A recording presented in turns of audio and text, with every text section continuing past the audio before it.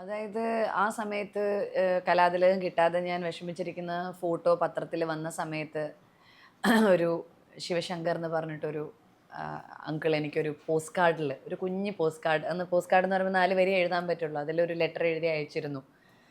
മലയാള സിനിമയിൽ മോളുടെ കരഞ്ഞുകൊണ്ടുള്ള ചിത്രം പത്രത്തിൽ കണ്ടു. മലയാള സിനിമയിൽ മഞ്ജു വാര്യർക്കും സംയുക്ത വർമ്മയ്ക്കും ഒപ്പം കസേര വലിച്ചിട്ടിരിക്കാൻ പാകത്തിനൊരു നടിയായി മാറട്ടെ എന്ന് ആശംസിക്കുന്നു എന്ന്. അന്ന് ഇതൊന്നും അറിയാത്തൊരു മനുഷ്യൻ വെറുതെ ഒരു ഫോട്ടോ കണ്ടിട്ട് എഴുതിയതാണ് അത്. കണിയാർകോട് ശിവശങ്കർ എന്ന് പറഞ്ഞൊരു അദ്ദേഹം ആ അത് ആ നാവ് പൊന്നാവട്ടെ എന്നൊക്കെ നമ്മൾ പറയണ പോലെ അത് സത്യസന്ധമായിട്ട് അത് സത്യമായിട്ട് വന്നില്ല. മഞ്ജു ചേച്ചിയുടെ ഒപ്പം ഇരിക്കാനുള്ള ആളായി എന്നല്ല കേട്ടോ ഞാൻ ഉദ്ദേശിക്കുന്നത്. പക്ഷേ ഒരു നായിക എന്നുള്ള നിലയിൽ അദ്ദേഹം പറഞ്ഞ പോലെ വെറൊരു സ്കൂളിൽ പഠിക്കുന്ന ഒരു കുട്ടിയെ പറ്റി അദ്ദേഹം എഴുതിയ ഒരു വരിയാണ്. അപ്പം അതിലേക്ക് കുറച്ചെങ്കിലും എത്തിപ്പെടാൻ എനിക്ക് സാധിച്ചു എന്ന് പറയുന്നത് ഒരു ഓവർനൈറ്റാണ് എന്നെ അങ്ങ് തിരഞ്ഞെടുക്കുന്നത് സിനിമയിലോട്ട്, അല്ലേ? ഒരു ദിവസം ഞാൻ എന്താ പറയുക, സ്ക്രീൻ ടെസ്റ്റിന് വേണ്ടി ഒരു ദിവസം പെട്ടെന്ന് എൻ്റെ ചിത്രം മലയാള മനോരമയുടെ കവർ പേജ് ആയിട്ട് വരുന്നു. അവിടുന്ന് അത് കണ്ടിട്ട് സിബി അങ്കിള് ഹോട്ടലിലേക്ക് വിളിപ്പിക്കുന്നു. ലൂസിയ പാലസിൽ പോകുന്നു, സ്ക്രീൻ ടെസ്റ്റ് നടത്തുന്നു. സ്ക്രീൻ ടെസ്റ്റിൽ ഓക്കെ, സ്ക്രീൻ ടെസ്റ്റ് ചെയ്ത വീഡിയോ മഞ്ജുച്ചിക്കും ദിലീപേട്ടനൊക്കെ അയച്ചു കൊടുക്കുന്നു. ദിലീപേട്ടനൊക്കെ ഓക്കെ പറയുന്നു.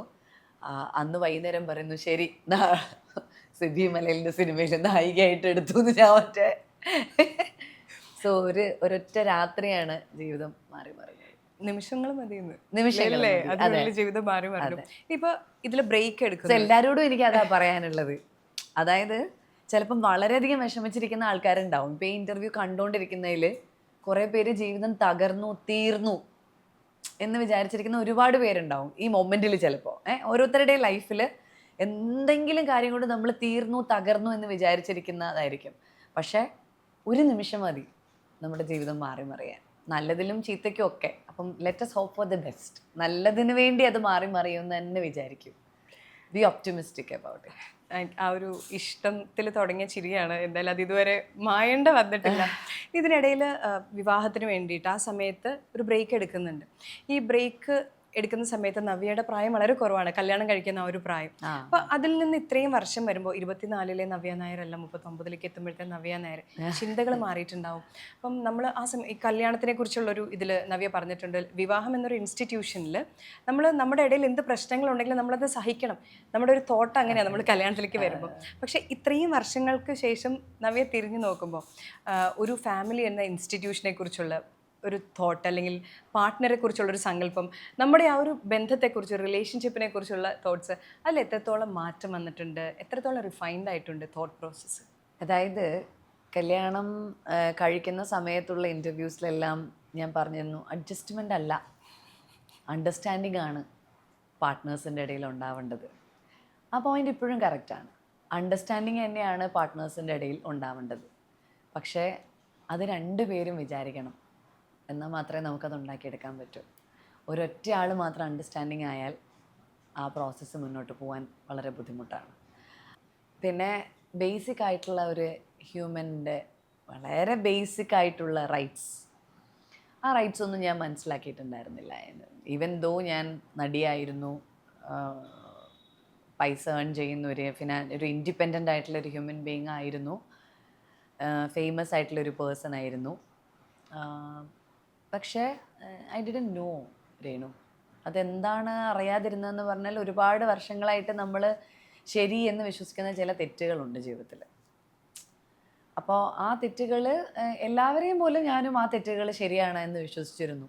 പക്ഷേ ജീവിതത്തിൽ ഓരോ സിറ്റുവേഷൻസിൽ കൂടെ എക്സ്പീരിയൻസസിൽ കൂടെയും നമ്മൾ കടന്നു പോയി കഴിയുമ്പോൾ എന്തുകൊണ്ടാണ് ഇങ്ങനെ സംഭവിക്കുന്നത്, എവിടെയാണ് തെറ്റിപ്പോകുന്നത്, എവിടെയായിരുന്നു പ്രശ്നം എന്ന് നമ്മൾ ഇരുന്ന് ആലോചിക്കും. ചിലപ്പോൾ ആ ആലോചന വർഷങ്ങളെടുക്കും. ഞാൻ വർഷങ്ങളെടുത്തു ആലോചിക്കാൻ, ഒരുപാട് വർഷങ്ങളെടുത്ത് ആലോചിച്ചു. അപ്പോൾ അങ്ങനെ ആലോചനയിലാണ് നമ്മൾ ചില കണ്ടെത്തലുകളിൽ ജീവിതത്തിൽ എത്തുന്നത്. അത് റിഫൈൻഡ് ആണോ എന്ന് തീരുമാനിക്കണമെങ്കിൽ അത് ശരിയാണോ എന്നറിയണം. റിഫൈൻഡ് എന്ന് പറയുമ്പോൾ അത് കറക്റ്റ് ആവണമല്ലോ. ശരിയാണോ എന്നെനിക്കറിയില്ല. എൻ്റെ ശരിയാണ്, വേറെ ആൾ തെറ്റാവാം, അല്ലേ? വേറൊരാളുടെ പോയിന്റ് ഓഫ് വ്യൂ അത് തെറ്റാവാം. അപ്പോൾ സാക്രിഫൈസിനെ കുറിച്ചുള്ള നമ്മുടെ കോൺസെപ്റ്റുകൾ, ശരികളെക്കുറിച്ചുള്ള നമ്മുടെ കോൺസെപ്റ്റുകൾ, തെറ്റുകളെക്കുറിച്ചുള്ള കോൺസെപ്റ്റുകൾ, അതിനെല്ലാം ഒരുപാട് മാറ്റം സംഭവിച്ചു. അത് എനിക്ക് മാത്രമല്ല, രേണുവിനും മാറ്റം ഉണ്ടാവും, എൻ്റെ അമ്മയ്ക്കും മാറ്റം ഉണ്ടാവും, എൻ്റെ അച്ഛനും മാറ്റം ഉണ്ടാവും, എൻ്റെ ബ്രദറിനും മാറ്റം ഉണ്ടാവും. Because human beings are all evolving. എല്ലാ 5 വർഷം മുന്നേ ഉള്ള ഇൻ്റർവ്യൂവിൽ സംസാരിക്കുന്ന ഒരാളാവില്ല 5 വർഷം കഴിഞ്ഞ് സംസാരിക്കുന്നത്.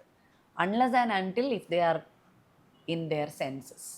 അതും കൂടെ ഇന്ന് നമ്മൾ പ്രസക്തമായിട്ട് പറയണമല്ലോ.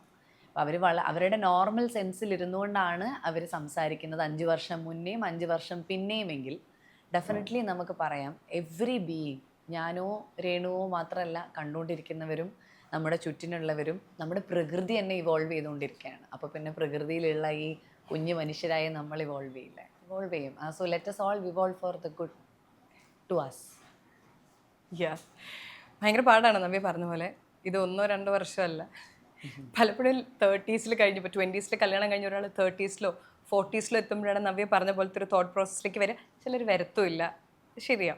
ഇനി ഇപ്പോൾ ഈ സിനിമയിൽ പാതിരാത്രിയുടെ അതിൽ നമ്മൾ അതിനകത്തും ഉണ്ടായിരുന്നു, ആര്യയുടെ ബാഗിനകത്തുനിന്ന് ഒരു ചീസ് കിട്ടി, സിംഗപ്പൂർ എയർലൈൻസിൽ നിന്ന് കിട്ടിയ ചീസ്.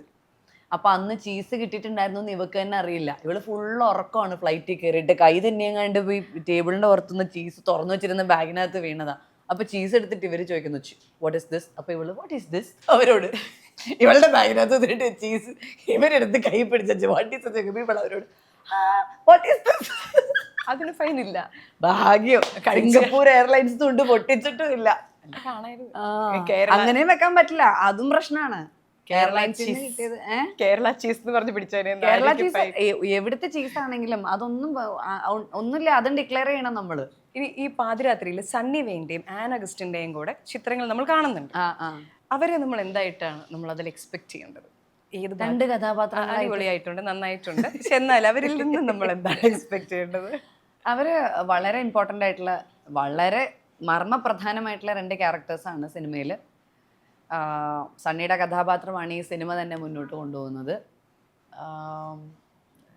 രണ്ടുപേരും വളരെ ബ്യൂട്ടിഫുള്ളായിട്ട് പെർഫോം ചെയ്തിട്ടുണ്ട്. അവർക്ക് അഭിനയിക്കാൻ ഒത്തിരി സാധ്യതയുള്ള ക്യാരക്ടറാണ് ഈ സിനിമയിൽ. സണ്ണിയുടെ ക്യാരക്ടർ ഒരു മാധ്യമ പ്രവർത്തകനാണ്.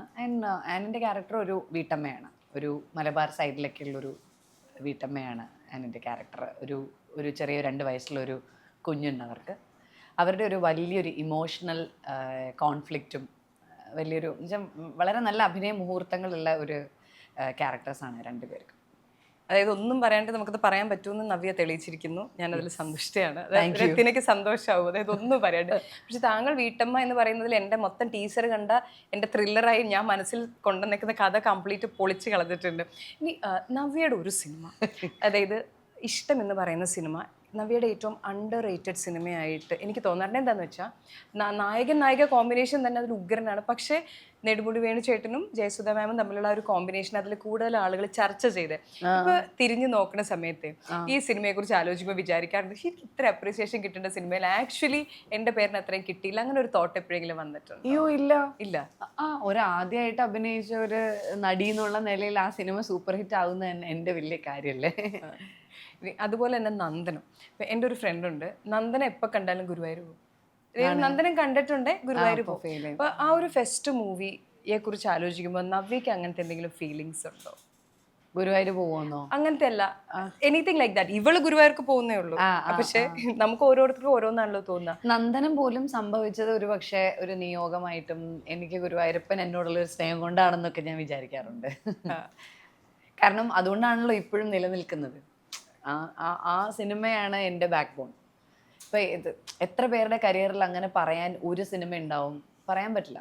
കുറച്ച് സിനിമകളുണ്ടാവും, ചിലപ്പോൾ നമ്മൾ കുറേ കാലം കഴിയുമ്പോൾ അവരെ ഓർമ്മ ഉണ്ടാവും, പക്ഷെ അവരഭിനയിച്ച സിനിമകളോ കഥാപാത്രങ്ങളോ ചിലപ്പോൾ നമ്മൾ മറന്നുപോകും.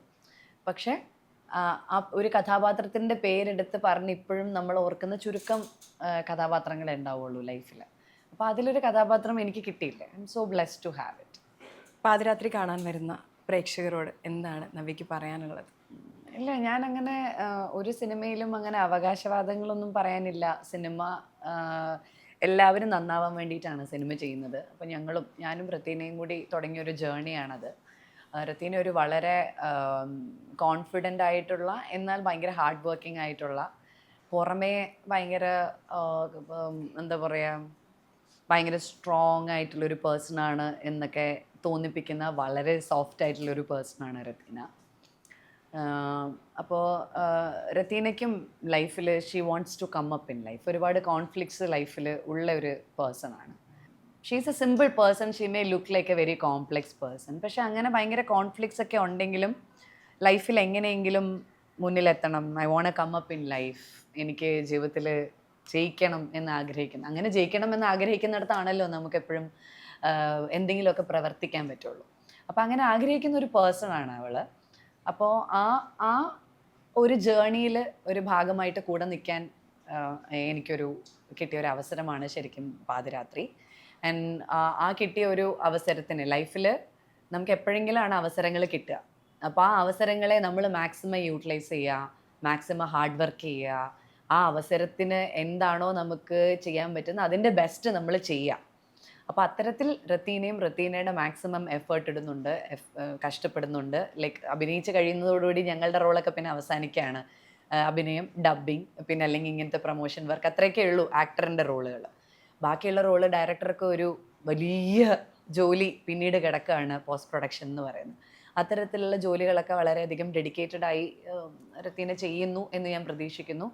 പിന്നെ cinema always it is A collective work. ഒരാൾക്ക് ഒരു മാജിക്ക് ചെയ്യാൻ പറ്റുന്ന കാര്യമല്ല.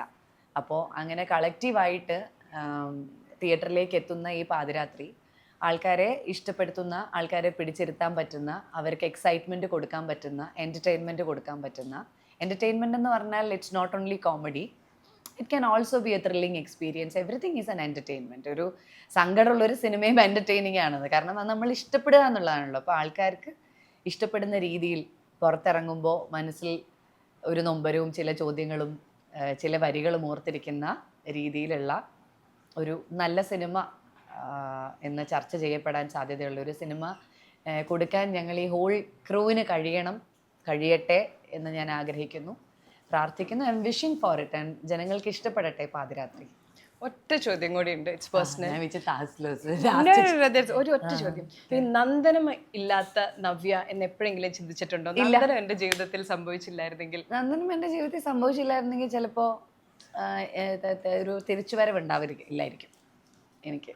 പക്ഷെ നന്ദനം ഈ പറഞ്ഞ പോലെ കരിയറിൻ്റെ iconic character for me at least.